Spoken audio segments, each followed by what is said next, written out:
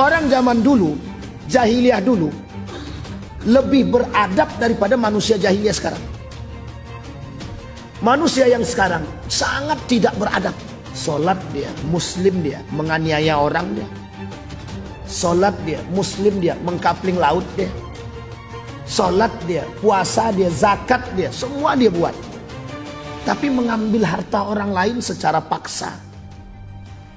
Tapi itu lebih parah daripada jahil. Zaman dulu tidak begitu. Kalau sekarang tidak. You pinjam duit berapa? 50 juta. Kalau you tidak sanggup bayar, aku ambil rumahmu, ambil istrimu, ambil TV-mu, ambil tanahmu. Lebih jahiliyah mana? Lebih jahiliyah sekarang. Assalamualaikum warahmatullahi wabarakatuh. Bapak, ibu, abang, kakak, adik, jamaah dimanapun berada. Man bana masjidan, siapa yang bangun masjid, manallah mislahu baitan fil jannah. Ma la yudraku kulluh, la yutraku kulluh. Kalau belum bisa bangun satu masjid utuh, 1, 2, 3 sak semen, batu bata, batu kerikil, insya Allah mengalir sampai hari kiamat. Bingung kemana kami mau salurkan? Jangan lagi bingung, salurkan ke Masjid Peradaban.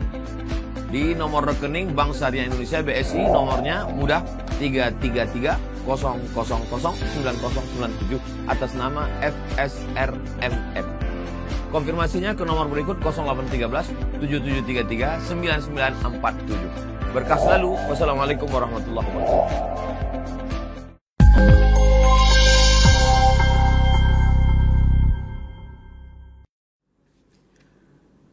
Bercerita saya dengan ini, tidak ada yang live kan? Saya bercerita dengan salah seorang tokoh di Saudi itu. Jadi ketika kami sedang duduk mendengarkan kajian, kan ada di Masjid Nabawi, Masjidil Haram, itu ada halaqah. Ada kajian kayak gini Pak. Setelah selesai maghrib, nanti disambung setelah isya. Satu ketika saya duduk dengan salah seorang yang saya anggap beliau hafal Quran 30 juz, karena memang kebiasaan anak-anak di situ dan para ada syekhnya di situ yang jaga, kita menghafal, dia tinggal setor saja. Saya tanya persoalan jahiliyah itu. Saya tanya tentang persoalan jahiliyah, bagaimana pandangan antum tentang persoalan jahiliyah di era modern. Beliau menjawab sederhana, sekarang tuh lebih jahiliyah daripada dulu, katanya. Coba bayangkan. Apa maksudnya sekarang tuh lebih jahiliyah daripada dulu? Nah, nanti kita coba tinjau, betul enggak kalimat itu? Kita ulang sedikit pelajaran kita yang pernah, mudah-mudahan saya sudah pernah sampaikan. Kalau belum ya mudah-mudahan ini jadi materi yang baru bagi kita. Di dalam Al-Quran Bapak Ibu, ada 4 karakter jahiliyah di dalam Al-Quran itu. Yang Allah sebutkan. Secara eksplisit disebutkan, mungkin yang lain banyak. Di dalam buku ini tebal, sekitar 100 lebih poin kejahiliyahan itu. Tapi dalam Al-Quran dirangkum ada 4 kejahiliyahan itu, karakter jahiliyah.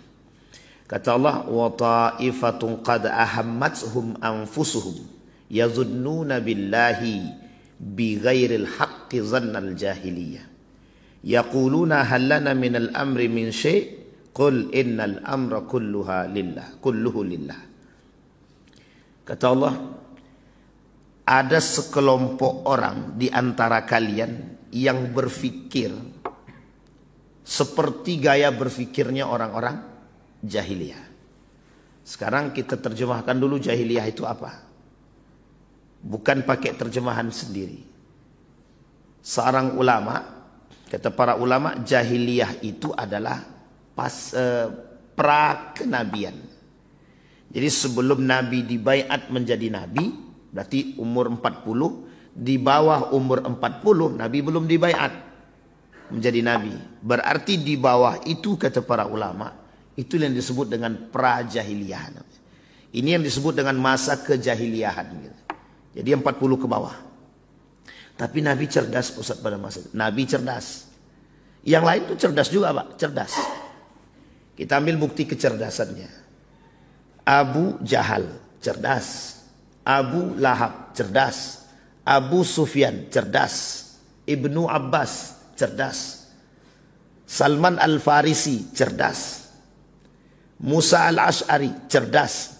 Siapa yang tidak cerdas? Cerdas semua. Apalagi mereka sebagian daripada sahabat Nabi setelah Jadi kapan mereka dikatakan sahabat Nabi? Setelah Nabi dibaiat jadi Nabi dan mereka masuk ke dalam Islam, barulah dikatakan sahabatun Nabi, sahabatu Rasulullah sallallahu alaihi wasallam. Jadi kalau dia hidup di zaman Nabi, tidak masuk Islam, dia ketemu dia dengan Nabi, itu tak sahabat Nabi namanya. Yang dikatakan sahabat Nabi itu hidup di zaman Nabi, masuk ke dalam Islam dan sama-sama dengan Nabi.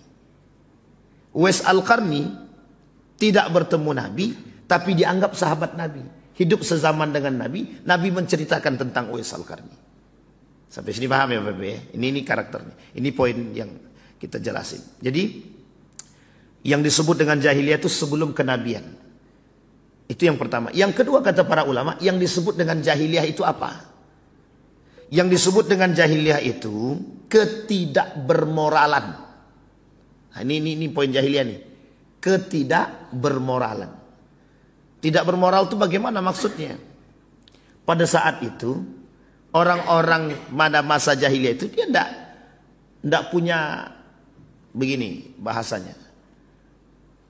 Kami ini penguasa, you budak tunduk sama kami. Nah, itu bahasa tidak bermoralnya begitu. Tapi pada saat itu kalau ditinjau dalam tingkat kedermawanan itu jauh lebih tinggi, Pak. Jadi sekalipun mereka tidak berduit, ini orang jahiliyah zaman dulu ya, orang Arab dulu, orang Quraisy dulu.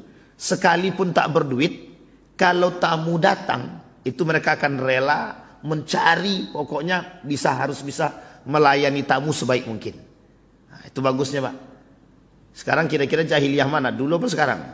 Duit banyak, jangankan tamu, semua diusir. Nah, ini contoh ya karakter gitu. Jadi orang jahiliyah, orang Quraisy dulu, itu kalau seandainya tidak ada duit, sekalipun duitnya minim gitu, tapi tamu datang, itu akan dimuliakan semulia mungkin. Gitu. Dan ini adalah tradisi Pak. Tradisinya orang jahiliyah. Jadi kedermawanan itu bagian daripada tradisinya orang jahiliyah pada masa dahulu.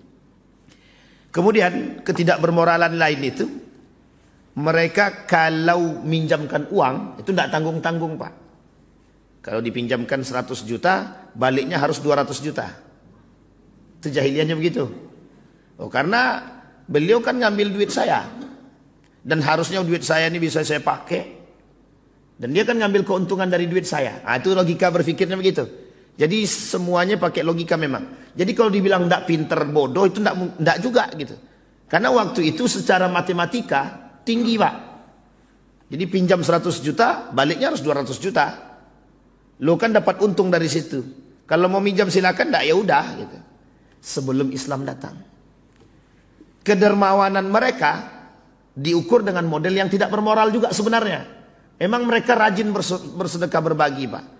Jadi ketika ada kehidupannya kaum-kaum Quraisy itu, kalau ada tamu datang, sahabat datang itu kan dilayani itu Pak. Nah uniknya cara melayaninya dua. Satu dengan minum khamar, yang kedua dengan judi. Nah di cara melayaninya begitu.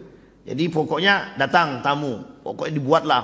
Kalau bahasa kita sekarang nih, apa minuman keras yang paling bagus sekarang? Apa Bang Didi? Minuman yang paling trending sekarang itu. Kamput. Kamput masa dahulu atau tua lah gitu kan. Whisky, hafal Bang? Oh gawat nih. Whisky misal. Disediain tuh Pak yang paling mahal gitu. Meskipun tak berduit ya. Tapi cara mereka menghormati begitu, minum bareng. Tapi kan mabuk-mabukan tuh kan gitu.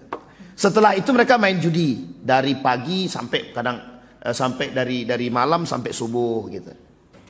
Karena waktu itu Islam belum datang. Karena Nabi juga belum dibaiat. Hanya saja di tengah hiruk pikuk karakter seperti itu mesti ada juga orang-orang yang punya karakter yang baik. Seperti Nabi Muhammad dijaga, Abdul Muthalib dijaga, Abu Thalib dijaga. Ada lagi namanya Ja'far bin Abi Thalib itu dijaga. Kemudian ada namanya Abbas dijaga. Itu kan paman-paman Nabi. Jadi keluarga Nabi ini sudah terbentuk secara bukan permanen ya, sudah terbentuk secara keturunan, memiliki karakter akhlak yang baik gitu. Moral yang baik. Di antara sekian banyak gitu. Abdul Muthalib itu kenapa dia tidak seperti Abu Jahal dan Abu Lahab. Dia tak punya keangkuhan, dia tak punya kesombongan. Karena Abu Thalib sadar, waktu dia datang ke Mekah, itu sebagai anak angkat. Anak angkat dari paman dia sendiri. Namanya Muthalib. Jadi Muthalib itu paman kandungnya ya Abdul Muthalib. Jadi Abdul Muthalib itu diambil dari nama paman dia sendiri. Bukan dari bapak dia. Karena nama aslinya bukan Abdul Muthalib. Apa ibu boleh cek aja, saya lupa. Itu boleh dicek di Google, sudah keluar itu nama-namanya. Nama asli Abdul Muthalib. Itu bukan Abdul Muthalib. Siapa nama kakek Nabi? Abdul Muthalib. Betul. Namanya Abdul Muthalib. Abdul Muthalib itu bukan nama asli. Tapi nama yang diberikan oleh penduduk Quraisy kepada Abdul Muthalib ini. Karena dia dibawa oleh pamannya Muthalib ke Mekah pasca meninggal bapak dia. Sampai sini paham ya Bapak Ibu ya? Jadi meninggal bapaknya dibawa oleh Muthalib ke Mekah. Ketika masuk ke gerbang Mekah, kata penduduk Quraisy, siapa budak yang dibawa oleh Muthalib itu? Itukah budaknya Muthalib? Nah, budak itu dalam bahasa Arab abdun.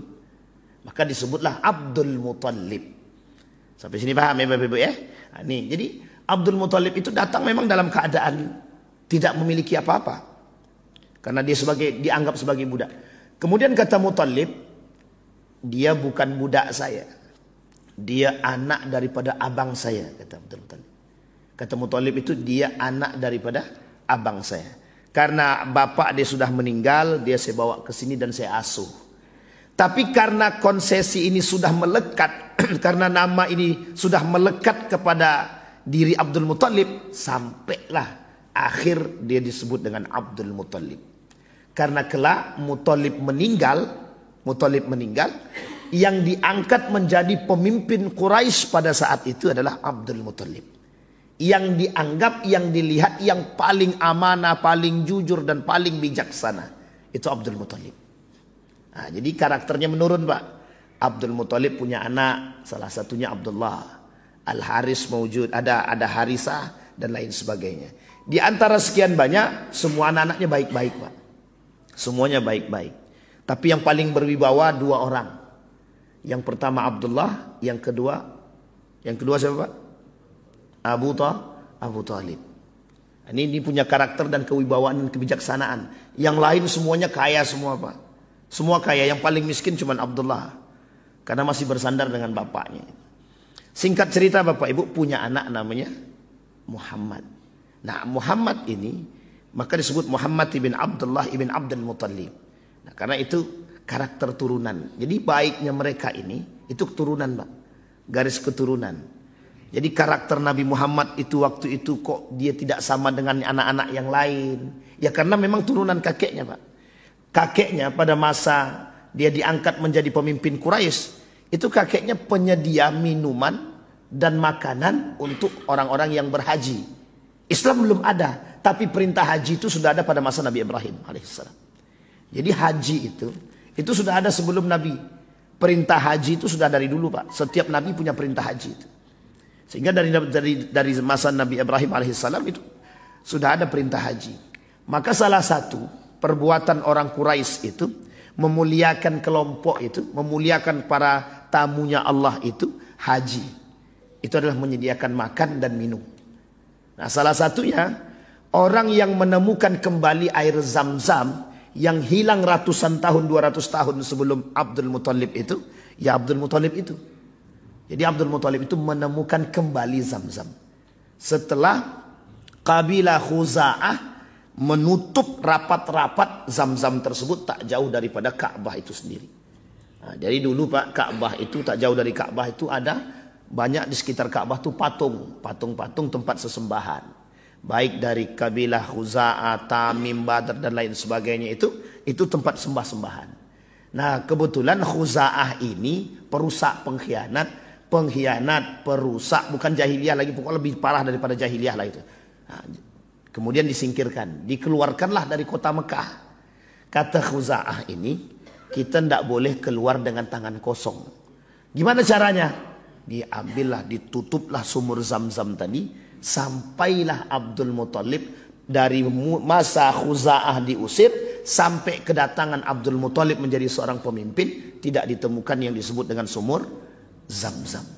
Jadi dalam sejarah sumur Zam-Zam itu pernah hilang. Nah, dari Nabi Ibrahim, panjang ceritanya kan, dari Nabi Ibrahim turun sampai pada masa Abdul Muthalib, 200 tahun sebelum Abdul Muthalib sudah hilang, baru ditemukan kembali setelah Abdul Muthalib diangkat menjadi pemimpin. Itu pun didapat dari ilham mimpi.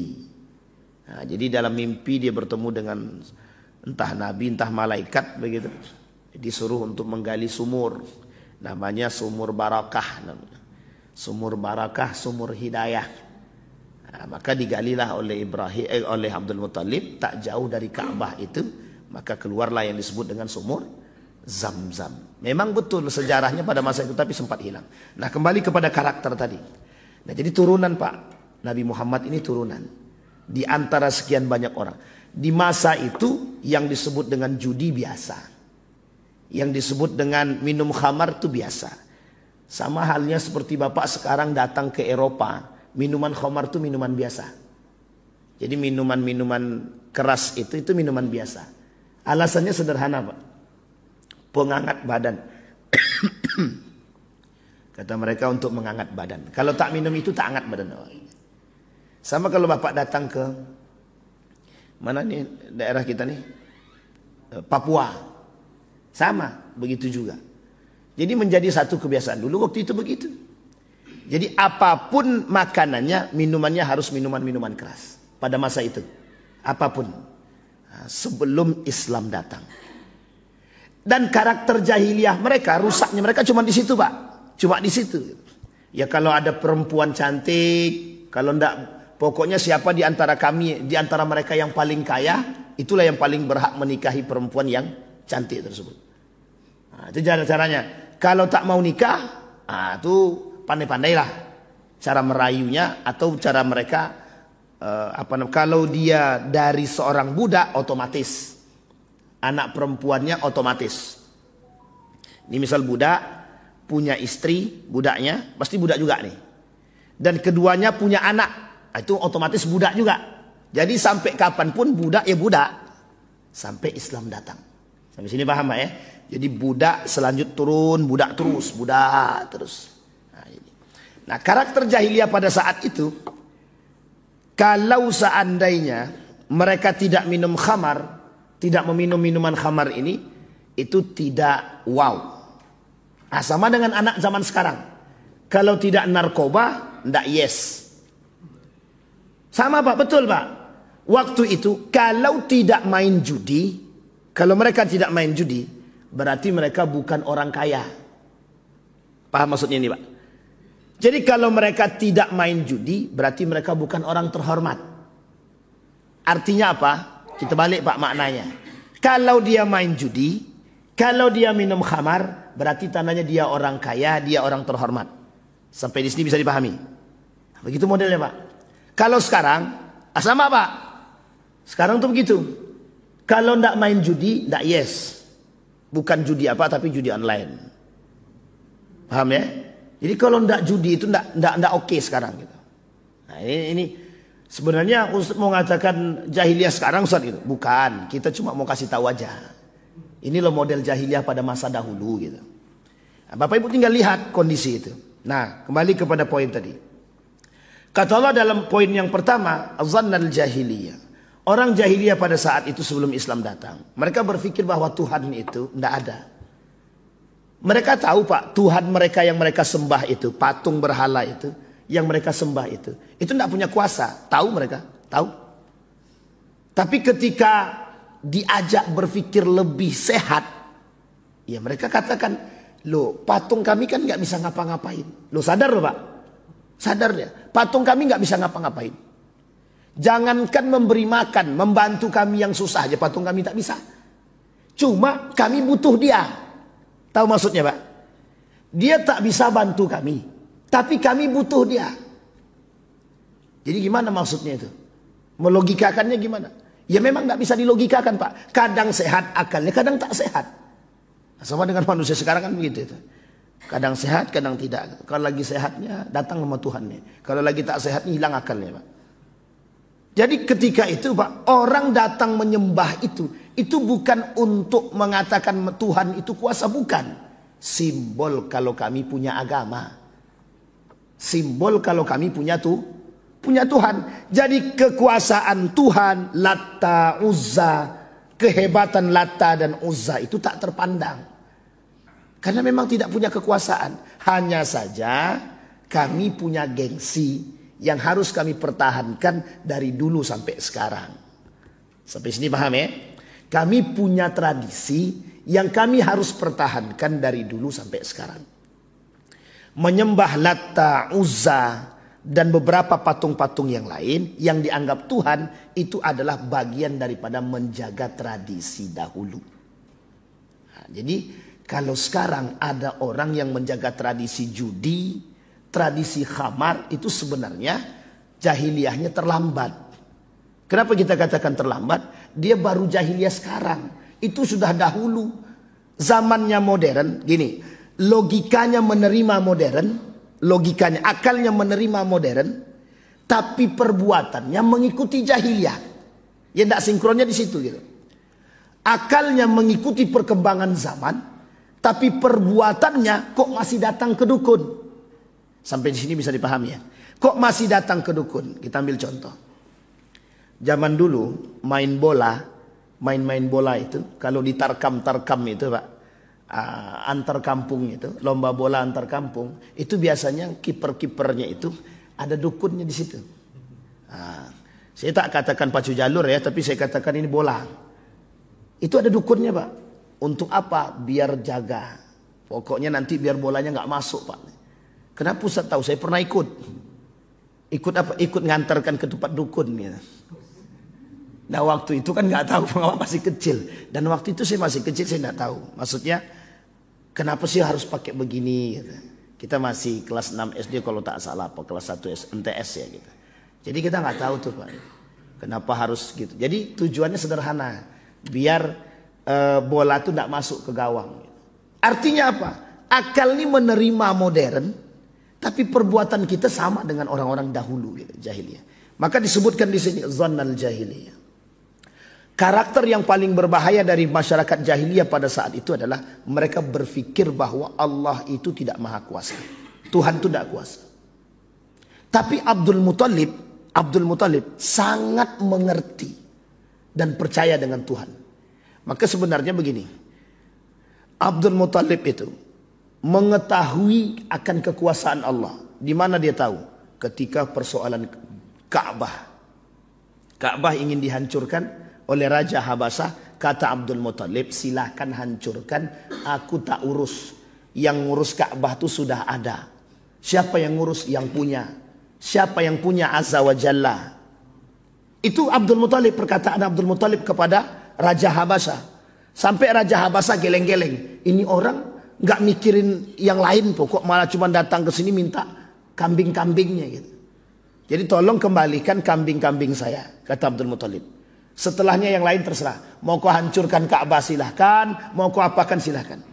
Sampai Abdul Muthalib ke depan Ka'bah, kata Abdul Muthalib, kalian penduduk Mekah minggir.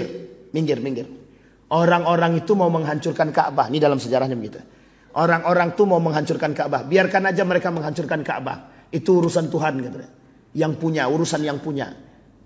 Itu Pak mengapa Abdul Muthalib tahu bahwa Ka'bah itu bukan punya diri dia. Kami cuma disuruh untuk menjaga. Tapi yang lain tak begitu, Pak. Yang lain tidak begitu. Yang lain paham bahwa cara berpikir mereka itu memang jahiliyah.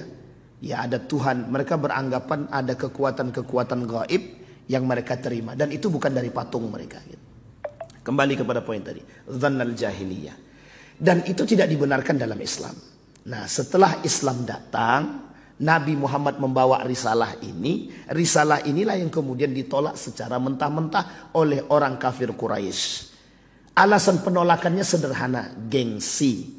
Yang kedua, tidak mau budaya mereka, tradisi mereka ini terhapuskan oleh datangnya agama yang baru yang oleh mereka sadar kebenaran agama ini, Tapi mereka tolak. Nah, ini poinnya Pak.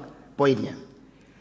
Orang zaman dulu, kedatangan Nabi Muhammad itu sadar. Sadar dengan kedatangan risalah Islam. Sadar akan kebenaran Islam. Itu sadar. Sadar Pak. Abu Jahal tahu, Abu Lahab tahu, Abu Sufyan tahu. Semua pemuka Quraisy itu tahu kebenaran Islam. Tapi mengapa mereka tidak mau memeluk kebenaran itu? Alasannya sederhana. Satu, tidak mau meninggalkan tradisi nenek moyang. Yang kedua, gengsi. Yang ketiga, ada. Ini urusan kekuasaan, urusan jabatan. Kami kan pemimpin. Kalau nanti masuk ke dalam agama Muhammad, runtuh kepemimpinan kami, runtuh kekuasaan kami. Jadi setiap mereka ini memegang kabilah masing-masing. Kayak Abu Sufyan, dia pegang kabilahnya dia Pak. Pengikutnya banyak karena kekayaan dia. Abu Lahab punya masa yang banyak. Kemudian Abu Jahal punya masa yang banyak. Dan semua mereka punya masa Pak. Abbas punya masa. Punya orang-orang pengikut. Kalau bahasa kita ini punya fans-fansnya lah. Mereka takut akan kehilangan seperti ini. Kalau Islam masuk, Nabi Muhammad sebagai seorang nabi, otomatis orang-orang ini tidak akan mengagung-agungkan lagi orang-orang yang tadi. Sampai di sini paham Pak? Itu yang disebut dengan pada saat itu mereka tidak mau memeluk Islam. Gengsi, takut budaya hilang, takut jabatan hilang. Tiga ini yang paling besar Pak. Berarti bukan persoalan Tuhan Ustaz, bukan. Secara garis besar mungkin nampaknya persoalan Tuhan. Tapi sebenarnya bukan itu. Sama halnya dengan kondisi Nabi pindah di Madinah. Ada yang masuk Islam terpaksa, tapi tujuannya ingin membunuh Nabi. Sakit hati gara-gara Nabi diangkat jadi khalifah, pemimpin. Nah, itu masalahnya di situ. Jadi kalau ada yang sekarang begitu, beda tipis dengan jahiliyah zaman dulu kan. Ada kan orang-orang yang sekarang takut tersingkir dari jabatannya. Ada orang-orang sekarang yang tak percaya dengan Allah. Tapi dia sholat. Dia puasa, dia zakat, kedukun jalan, judi jalan, khamar jalan, korupsi jalan, sholat jalan. Itu imbang. Dunia akhirat. Dunia dapat, akhirat dapat. Yang nggak bisa Pak. Nggak bisa begitu. Nah, kembali kepada poin tadi. Itu namanya zannal jahiliyah. Jadi gaya berpikirnya. Nah, kalimat ini, ayat ini turun dalam perang Badar. Dalam perang Uhud. Jadi ketika dalam perang Uhud itu Pak, kaum munafik ikut berperang sama Nabi. Kata kaum munafik, itu kan kita sudah menang. Di bawah itu ada harta rampasan. Yuk kita ambil sebelum diambil orang. Turun Pak, orang munafik ini ngajak pemanah-pemanah yang di atas, yang oleh Nabi jangan turun, kata Nabi, jangan turun. Tapi mereka tetap turun. Akhirnya kan mereka diserang oleh Khalid bin Walid. Dari Jabal Uhud yang tinggi itu mereka turun, Khalid ibn Walid datang memerangi kembali. Menanglah orang kafir Quraisy di situ. Pada perang Uhud yang kedua. Jadi perang Uhud yang pertama menang mereka. Mundur nih rombongan Khalid ibn Walid. Waktu itu Khalid ibn Walid belum masuk Islam. Mundur Khalid ibn Walid. Orang munafik yang ikut berperang menghasut. Yuk kita turun ambil harta rampasan. Itulah terjadi terbunuhnya Hamzah itu Pak. Yang bunuh Wahsy. Wahsy masuk Islam, minta maaf sama Nabi. Kata Nabi, aku maafkan tapi kau jauhkan wajahmu dari diriku, kata Nabi. Nabi bilang sama Wahsy, aku maafkan dirimu tapi jangan kau jauhkan wajahmu dari diriku, kata. Nabi masih sakit hati sebenarnya. Tapi Nabi kok sakit hati Ustaz? Manusia Pak. Innama ana basyarum mithlukum. Tapi diobati. Tapi Nabi sudah maafkan. Bukan berarti Nabi tak mau bertemu ya, tapi Nabi sudah maafkan. Kembali kepada poin tadi. Nah, ini poinnya Pak. Kata ketika dalam perang itu kan kalah nih. Yang perang Uhud kedua kalah. Apa kata orang-orang munafik tadi? Kata Muhammad kita pasti menang. Kata Muhammad kita dibantu. Kata Muhammad Allah akan turunkan bantuan untuk kita. Lah kok kita kalah? Paham sampai di sini Pak? Sehingga kata mereka, ini gaya berpikirnya. Kata Muhammad, kita bakal menang. Kata Muhammad, Tuhan bakal bantu. Toh buktinya kita kalah. Nah, ini kata orang munafik dalam perang Uhud yang kedua. Sehingga Pak, di tengah kecamukan itu, orang munafik ini kabur Pak. Lari dia. Orang-orang ini lari. Dia yang buat rusuh, dia yang menghasut, dia yang memaksa orang turun, dia yang mengambil rampasan, dia yang cinta terhadap duit, cinta terhadap harta, dia pula yang kabur. Sehingga dalam perang itu baginda Nabi luka nih, sampai di sini ya luka nih. Luka, termasuk luka parah lah Nabi waktu itu. Oleh Ibnu Mas'ud, Musayyab dibawa ke pinggir Nabi, kemudian mereka mengasingkan diri. Bapak Ibu, yang dimaksud di sini adalah ayat ini turun. Orang-orang yang tadi ikut berperang, mereka bilang, Tuhanmu tidak kuasa. Katanya Tuhan mau bantu, tapi kok nggak bantu. Nah, sama dengan manusia sekarang. Manusia sekarang tuh begitu berpikirnya Pak. Dia sholat Pak. Seolah-olah inna salati wa nusuki wa mahyaya wa mamati lillahi rabbil alamin. Ya Allah, aku serahkan segalanya untukmu. Tapi judi main juga. Korupsi jalan juga. Datang ke dukun jalan juga. Mengamankan jabatan iya juga. Cinta terhadap manusia iya juga. Semua dibuat Pak. Kalau dulu, jahiliyah dulu, itu cuma sampai di situ Pak. Tapi sekarang semuanya dibuat Pak. Karena saking modernnya, sholat jalan, syirik jalan. Dulu tidak ada Pak, sholat mereka tidak Islam kok. Mereka tidak Muslim. Tapi mereka melakukan syirik, ya. Karena mereka nggak percaya sama Tuhan. Itu jahiliyahnya. Kalau sekarang tidak. Muslim iya, sholat iya, puasa iya, syirik jalan. Dukun jalan, judi jalan. Pertanyaannya lebih parah mana? Orang zaman dulu, jahiliyah dulu, lebih beradab daripada manusia jahiliyah sekarang. Manusia yang sekarang sangat tidak beradab. Kalau sedang keluar. Jadi kalimat Allah dalam Al-Quran itu betul Pak. Balhum adal. Manusia kalau tidak punya iman, dia tidak beradab Pak. Lebih parah daripada binatang. Coba bayangkan. Solat dia, Muslim dia, menganiaya orang dia. Solat dia, Muslim dia, mengkapling laut dia. Solat dia, puasa dia, zakat dia, semua dia buat. Tapi mengambil harta orang lain secara paksa. Tapi itu lebih parah daripada jahil. Zaman dulu tidak begitu dia. Tidak begitu dia. Jahiliyah dulu Pak. You punya berapa? Minjam duit 100 juta. Balikin 200 juta. Selesai Pak sampai di situ. Berarti dia harus ngembaliin 200 juta. Kalau sekarang tidak. You pinjam duit berapa? 50 juta. Kalau you tidak sanggup bayar, aku ambil rumahmu, ambil istrimu, ambil TV-mu, ambil tanahmu. Lebih jahiliyah mana? Lebih jahiliyah sekarang. Sangat-sangat jahiliyah sekarang. Dulu masih ada kemanusiaan, sekarang tidak punya Pak. Nurani itu tidak ada sekarang. Ini karakter jahiliyah. Jadi kalau dibilang masalah jahiliyah, memang persoalan kita sekarang ini jahiliyah modernnya lebih tinggi memang. Dulu tidak ada namanya judi online, sekarang judinya online Pak. Judi konvensional main, online jalan. Jadi dua-duanya.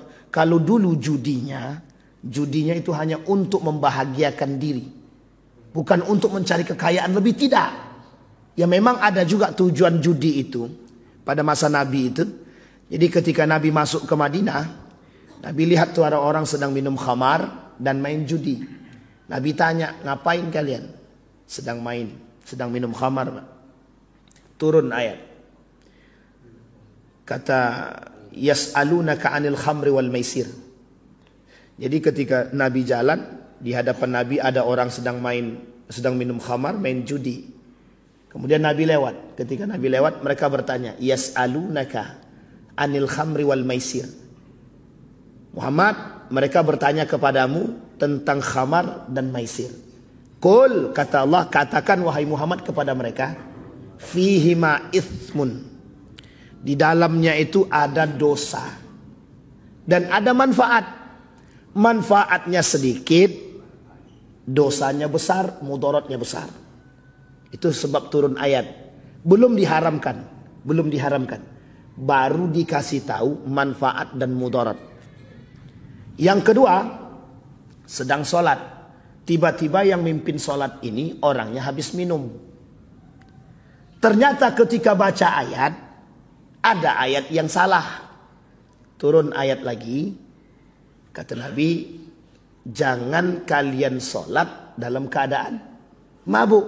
Wala taqrabus shalah wa antum sukara. Jangan dekati sholat kalau kalian sedang mabuk. Karena kalau dia sholat mabuk, tidak jelas. Yang ketiga, turun perintah terakhir. Kata, innamal khamru wal maisir rijsun min amalis syaitan, kata Nabi. Itu pengharaman secara qat'i, mutlak. Khamar, judi, digandeng dua-duanya Pak. Karena waktu itu dua-dua ini selalu berbarengan. Sampai sekarang. Orang main judi, kalau Bapak Ibu datang ke kasino itu, judi mesti ada jualannya. Apa jualannya?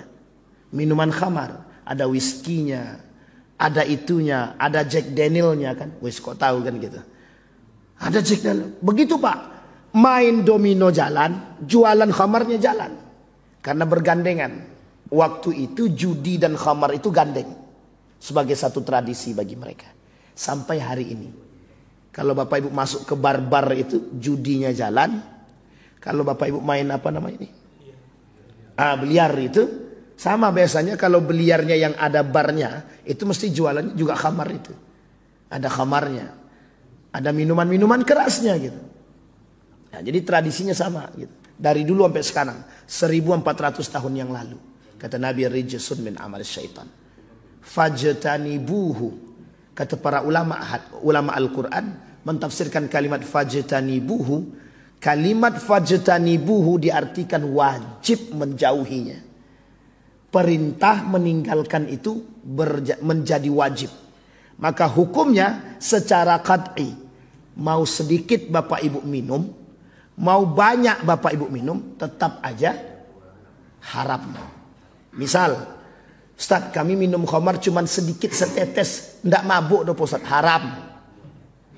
Ustaz, kami main judi cuma jongkok-jongkok aja nya Ustaz, haram. Nah ini bentar lagi nih Pak. Sekarang, bukan bentar lagi, sekarang nih berarti. Hari Sabtu, Jumat, Sabtu, Ahad. Ahad 17 Agustus. Nah, ini yang kita khawatirkan jangan sampai refleksi kemerdekaan itu dihiasi dengan perjudian. Kok bisa Ustaz katakan begitu? Nah, ini kita kasih tahu sedikit. Bapak Ibu, di dalam Islam itu ada yang disebut dengan at-tafrih, al-la'bu, hiburan, permainan. Itu dibenarkan dalam Islam. Boleh Pak, boleh. Cuma permainan itu apapun permainannya, ada yang dibenarkan, ada yang tidak dibenarkan. Permainan-permainan, semua permainan apapun itu bisa diharamkan jika ada unsur perjudiannya. Misal Bapak Ibu buat lomba baca Quran dalam masjid. Setiap orang datang bayar. Daftarnya bayar 50.000. Pesertanya ada 20. 50 kali 20 berapa? 1 juta bang. Ngitung itu pun susah. Sama saya jadi mikir juga bang. 50 kali 20 berarti 500. Kali 2 lah, 5 kali 2 kan 1 juta. Kalau 1 juta ini Bapak jadikan hadiah, maka jadilah lomba baca Quran tapi judi. Sampai sini paham ya? Bisa dipahami belum Bapak Ibu? Saya ulangi sekali lagi. Misal, ini lomba baca Quran. Atau lomba solawat lah. Kalau baca Quran terlalu ekstrim Ustaz. Ya oke lah, solawat lah, agak turun sedikit lah. Lomba baca Quran di masjid. Setiap peserta bayar 100.000. Ada 20 peserta. Berarti 2 juta duit pendaftarannya kan. Dibelikanlah ke hadiah. Duit 2 juta ini jadikan hadiah. Yang menang dapat duit 2 juta. Paham sampai di sini? Ini jatuhnya judi. Judi. Disepakati oleh para ulama model seperti ini haram dan ini judi. Kenapa begitu kok bisa judi Ustaz? Karena mereka memperebutkan duit yang sudah mereka masukkan. Saya daftar. 100.000. Berarti kan saya harus dapat duit saya balik. Jadi yang saya dapat berapa? 1.900.000. 1.900.000. Jadi saya masukkan duit 100.000 untuk mendapatkan yang 1.900.000 tadi. Spekulasi. Ya kalau menang dapat, kalau tak menang ya habis. Bahasa lainnya sedang bertaruh. Sampai di sini paham? Nah, sekarang kita masukkan kepada 17 Agustusan. Kalau modelnya seperti ini tradisi 17 Agustusan yang kita buat dalam setiap perlombaan, maka semua perlombaan yang kita buat dengan model seperti ini sedang kita hiasi dengan perjudian. Hukumnya haram. 1. Sampai di sini bisa dipahami, Pak? Ada yang buat begini, Pak? Kalau ada yang buat begini, cepat sadar, tarik duitnya, ganti dengan duit, cari donatur. Pak, kami butuh duit. Tolong jadi donatur kami untuk lomba makan kerupuk. Juara satunya 2 juta, juara 2-nya 1 juta. Saya kira banyak yang mau ikut tuh kalau segitu hadiahnya kan. Kalau itu boleh, boleh Pak, tak ada masalah. Duitnya dari donasi. Atau duitnya dari para donatur-donatur yang dikumpulkan untuk hadiah. Bukan diambil dari peserta. Kalau diambil dari peserta untuk hadiah, jatuhnya taruhan. Kalau diambil dari peserta untuk membeli minum mereka, untuk menyediakan peralatan mereka, boleh, boleh tak masalah. Untuk fasilitas boleh. Untuk ID card boleh. Untuk minuman boleh. Untuk snack tidak ada masalah. Yang salah kalau untuk taruhan. Nah itu yang tidak boleh. Nah, ini tolong diingat-ingat Pak. Apapun perlombaannya, termasuk perlombaan yang ada di dalam 17 Agustusan. Itu jangan sampai kita kotori. Jadi jangan sampai kita kotori kemerdekaan kita nih, yang suci itu, dengan perbuatan kejahiliahan kita. Kita kotori agama, kita kotori kemerdekaan kita. Dua-duanya jahiliyah Pak. Lebih baik kita tidak usah merdeka. Sementara kita masih dalam perjudian. Apa merdekanya kita? Tidak ada. Kita masih dalam perjudian. Itu yang pertama. Yang kedua Bapak Ibu. Yang kedua. Zonnal jahiliyah sudah yang pertama. Yang kedua. Hukmul jahiliyah. Berfikir. Hukumnya hukum jahiliyah. Kita masih ngambil hukum-hukum jahiliyah. Tradisi-tradisi adat. Adat-adat istiadat. Yang bertentangan dengan agama. Kita masih pakai. Masih ada di Riau ini, kalau tidak nikah secara adat, maka tak sah nikahnya. Sekalipun dia nikah secara agama. Jadi kalau ada yang nikah secara agama, tapi tidak nikah secara adat dia tak sah nikahnya. Mereka tetap dikatakan zina. Kalau ada begitu itu keterlaluan. Tapi ada. Ada. Yang ketiga. Kami pengen Ustaz bagi warisan itu semuanya sama rata. Biar adil. Kira-kira adil itu baik enggak? Adil itu baik enggak Pak? Bu? Baik ya, adil itu baik ya. Tapi baik tapi tidak pada tempatnya. Kita adil sama manusia tapi kita tak adil sama Tuhan. Baik enggak? Baik enggak? Kita adil sama manusia tapi kita tidak adil sama Allah. Adil baik enggak? Sama Pak. Jadi orang sekarang bagi harta warisan itu sesuai dengan porsi adat. Dalam tradisi adat kami di sonono, per laki-laki tak perlu dapat warisan. Yang harus dapat warisan itu perempuan aja. Laki-laki tak perlu. Sekarang saya tanya, ada nggak Al-Quran berkata demikian? Tidak ada. Hukum waris mutlak dikembalikan kepada Al-Quran. Mutlak. Hukum waris mutlak dikembalikan kepada Al-Quran. Semua pembagiannya sudah ada dalam Al-Quran. Tidak perlu cari kreasi, tidak perlu kreatif dalam mencari hitungan-hitungan tentang waris. Sudah ada dalam Al-Quran semuanya. Dalam surat An-Nisa dari awal sampai akhir sudah ada semua di situ. Berapa perempuan, istri berapa, anak berapa, anak laki-laki berapa, paman berapa, mertua berapa, mertua tidak dapat. Orang tua berapa, adik-beradik berapa, ada semua Pak. Ada semua. Jadi tidak perlu kita kreatif-kreatif mencari hitungan-hitungan. Pokoknya Pak Ustadz kami pengen adil biar kami ini semua terjaga ukhuwahnya. Haram hukumnya haram. Membagi warisan secara merata hukumnya haram. Karena tak merujuk kepada Al-Quran. Kecuali dibagi dulu sesuai porsinya dalam hukum waris. Disepakati setelahnya. Setelah dibagi, ditandatangani pakai akta notaris. Beliau dapat setengah, beliau dapat seperempat, disepakati Pak. Pakai akta notaris biar nggak kelahi, biar jelas. Ini persoalan ini sensitif, membawa orang ke neraka. Jadi perbuatan yang bisa mengajak cepat ke neraka yang begini-begini nih Pak. 1.000 rupiah kita makan, bukan hak kita masuk neraka kan? Haram jatuhnya Pak. Baik. Setelah disepakati, setelah semuanya selesai dalam hitungan waris sesuai, baru kemudian kumpul balik, kami kami bagi rata. Maksudnya bagaimana? Saya kan dapatnya lebih banyak nih. Nih saya kasih buat adik-adik saya. Boleh, tak ada masalah, itu haknya Anda. Setelah dibagi dalam hukum waris. Setelah itu boleh bebas. Tapi kalau selagi sudah wafat dia, dibagi langsung secara merata, semuanya penghuni neraka. Haram semua. Sampai di sini paham Bapak Ibu? Kok cepat kan Ustaz bilang neraka? Ya kalau dia tak tobat, dia masuk neraka Pak.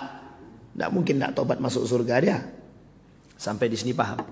Nah, ini persoalan waris nih Pak. Jadi persoalan waris ini sensitif. Yang banyak kita temukan sekarang begitu.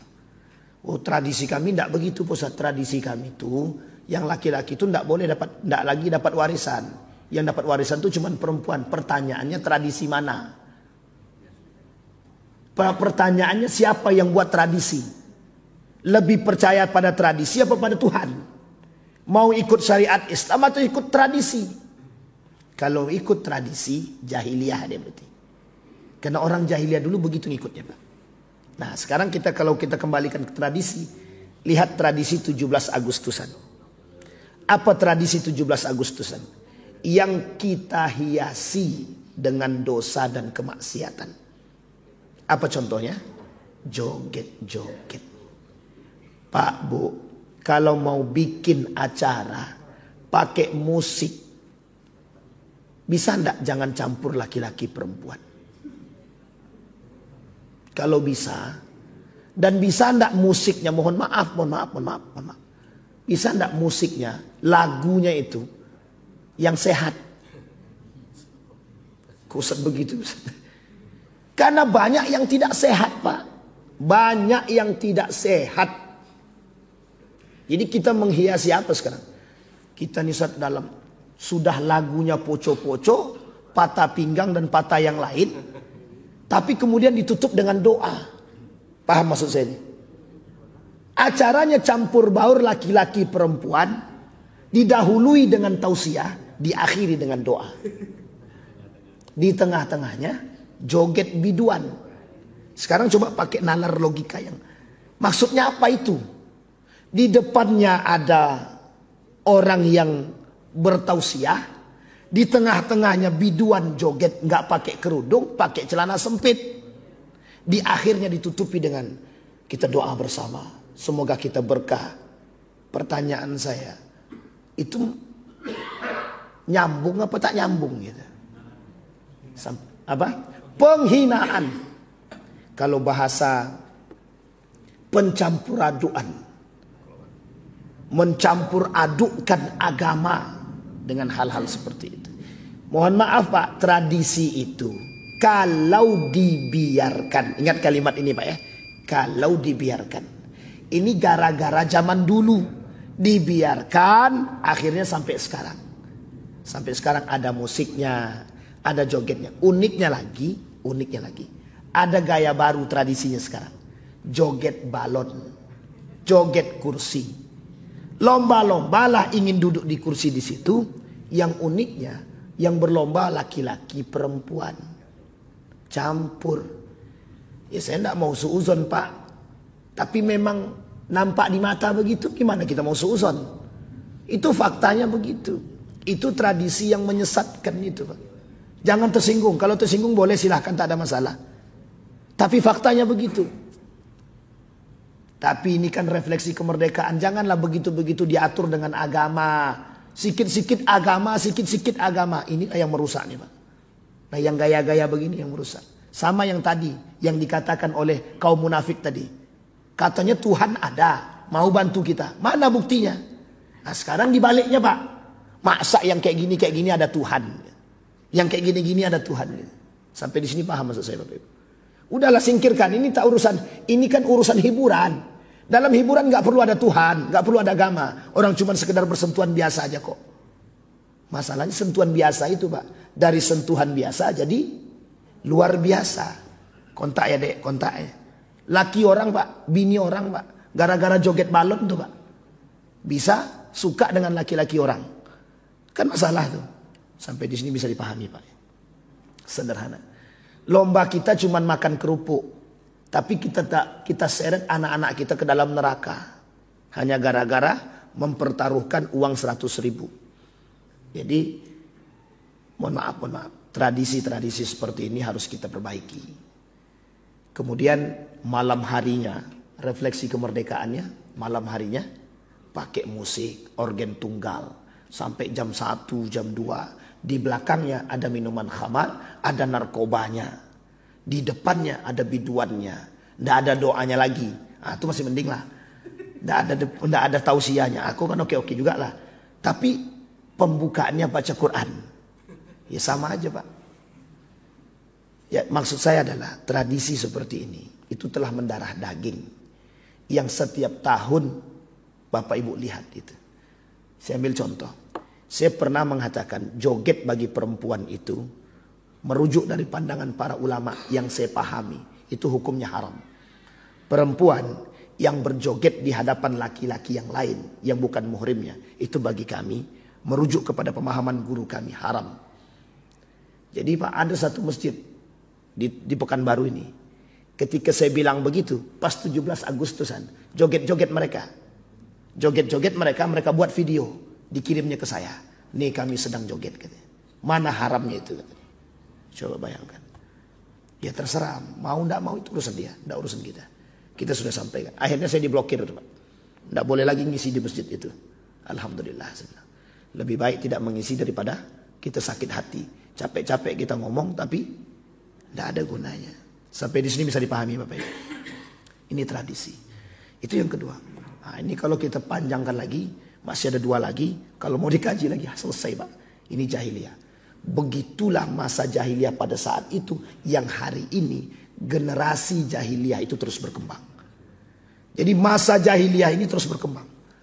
Jangan sampai kita menodai perjuangan para ulama-ulama kita. Nabi membawa Islam dengan baik. Kita datang mencampur adukkan dia. Orang zaman dulu kafir. Itu agamanya tahu.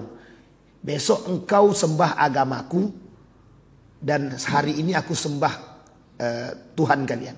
Kata Nabi, kita beda. Agamamu, agamaku. Sekarang tidak. Yuk sama-sama. Lebih parahnya lagi, dicampur. Lebih parahnya lagi, dicampur. Apa maksudnya? Minum khamar iya, mabuk iya, narkoba iya, sholat jalan. Doa oke, sholawatan oke. Dalam sholawatan pun ada tradisi joget-joget biduan pakai pakaian sempit. Na'udzubillah, thumma na'udzubillah. Sampai di sini bisa dipahami Bapak Ibu. Yang ingin kita ambil kesimpulan. Tadi ada 4 karakter jahiliyah, 2 yang sudah saya sampaikan. Hukum zannal jahiliyah, berpikir gaya jahiliyah, dan hukum-hukum jahiliyah. Maksudnya apa? Kita sama-sama memperbaiki tradisi-tradisi yang sudah ada, yang menyeleweng dan menyimpang. Yang sadar dan tahu, perbaiki, tinggalkan. Udah nggak saatnya Pak kita begitu. Kita ini di akhir zaman. Kalau di akhir zaman tuh cari selamat aja Pak. Cari aja selamat. Jangan cari yang lain. Jangan cari murkanya Allah. Cari selamat. Kita ini pengen cari selamat. Maka jangan sampai hal-hal kecil kita hiasi dengan perjudian yang mungkin kita tak tahu. Sekarang Bapak Ibu sudah tahu. Permainan apapun yang kita buat, kalau ada unsur taruhannya, jatuhnya judi. Bisa dipahami Bapak Ibu? Ada pertanyaan? Enggak ada, alhamdulillah. Nggak ada pertanyaan kan Bapak Ibu? Mesti tidak ada. Apalagi dah jam segini ini Ustaz. Oke lah. Baik Bapak Ibu sekalian yang berbahagia, kita berdoa kepada Allah.